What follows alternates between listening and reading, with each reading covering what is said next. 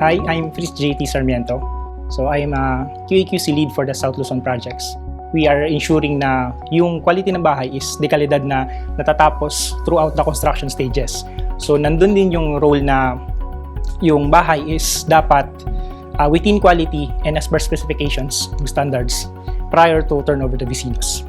As a developer, si Aboitizlan is an innovator. So the innovations that I am proud of my team is yung mga innovations na related sa digitalization as well as yung improvements ng checklists. Gearing towards din sa digitalization, i-mention ko siguro yung NOAA.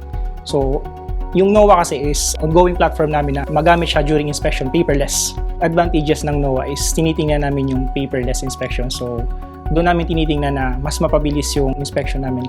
Values ni Aboitizlan yung responsibility.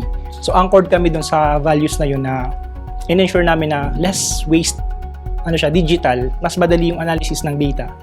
Kasi nandun yung platform to gather and analyze yung mga data na nagagather namin, mas madali yung feedback ng information sa construction management team kung ano yung mga common vecino findings.